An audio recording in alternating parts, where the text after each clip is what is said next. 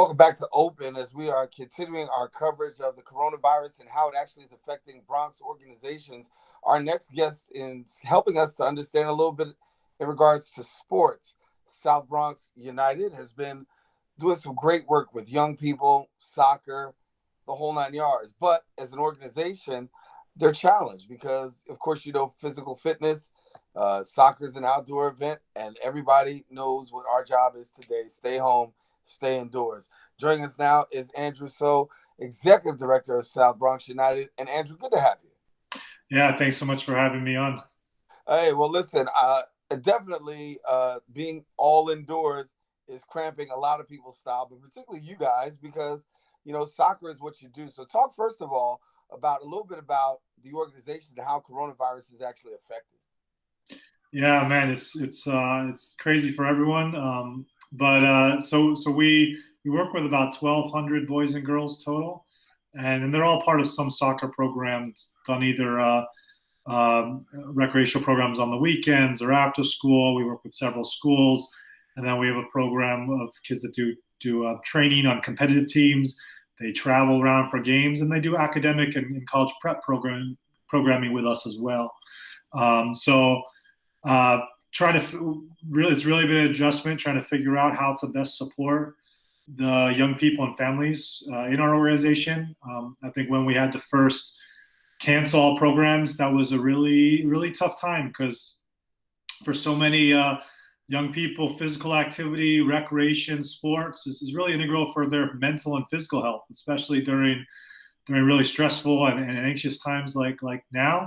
And it's really tough to not be able to get out and play sports and be in structured environments and at least we can get a little fresh air. But for so many, especially young kids, when parents either are working or busy or not being supervised because everything has to be solo, it's really hard for kids and teens even to get outside and stay healthy in these times.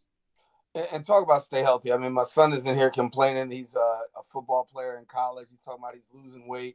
Try to stay in shape as best as we can. No, we didn't buy the workout bench beforehand, but there is some in-home fitness that I guess that people can do. Talk about how you're encouraging your student athletes to Yeah. really go about this. Yeah, so two things as part of our recreational program, which was supposed to have our spring kickoff this past Saturday, and now we don't even know if there'll be a spring season. But we have our program coordinator and coaches is sending around weekly individual training sessions, encouraging kids as young as age 4. That's the age they start in our program. For parents to work with them all the way up through teens up to age 19. We've been sending lesson plans to them with activities that they can do from ball work and things called toe taps, where they're touch tapping the ball with their feet, things that they can do in small spaces, or if they get a chance to get outdoors solo for some time, kicking against the wall, things like that. So we've been sending plans with videos attached so they can see examples, and then even just sending some fun videos for them to continue to gain appreciation. The World Cup video and Champions League games highlights and things like that. So to keep kids excited about sports, but let's yeah, we've been trying to send those types of lesson plans, and then in our we have our SBU Academy program, and that's kids that are on part of teams. They have a coach mentor that they're usually in touch with almost on a daily basis. They're with us 6 to 12 hours a week regularly. So for them, it's been a lot about having keeping staying in touch and having our coach mentors stay in touch, and they're setting up small group Zoom calls or Google Hangouts with teammates together where they can just talk through what's going on, how they're hanging in these times, and also setting out fitness plans and things that they can do on their own.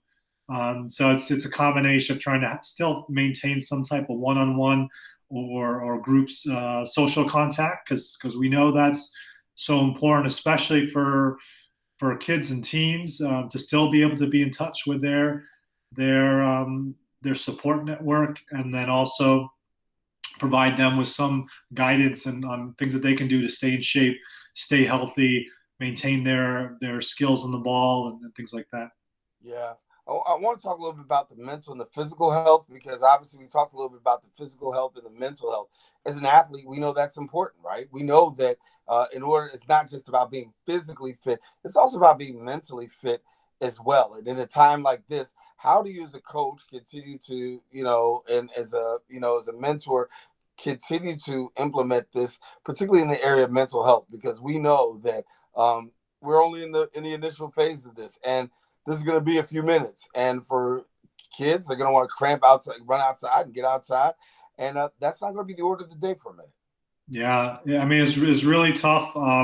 It depends on everyone's personality, but for a lot of kids, it's going to be a really tough for few months, perhaps. And what they really need is someone that they trust, someone to talk to often, and someone to chat through the different challenges they're having. So for a coach, I think the best thing, even a coach, teacher, whoever, the best thing to do is really stay in touch with the young people that have trust in you, and that you're close with and have a relationship with, and have set up those phone calls and check-ins, and do these face to face, so you can see how each other are looking, and I think that's the most important to know, for young people to know that there's someone that they can talk to, that if there's something going on, that they have someone to share it with. And frequently, that for a lot of kids, it's better that that's not their parent. They need, I'm sure with your own son, and me with my kids, sometimes they need someone else to talk to. So and it's hard when you're not going into school every day. You don't have that. So Right. finding a way to maintain that contact, audio and visuals, I think is really important. One thing, so we're encouraging all our coach mentors to do that. They're doing that on a weekly basis, and then we have a staff at our program. We have a social worker and a mental health counselor on staff, and they've set up office hours for the young people and the families that are part of our program, where they can just call in and just chat for some time, and talk through whatever's going on. In addition to, we're trying to set up individual tutoring hours too for the academic side of our program, so kids can still get the help that they need on the academic side. Well, great. Well, we want to thank you for continuing to keep the work going, even in spite of. Before we leave, please give people the opportunity, if they want to get connected to South Bronx United, find out more information.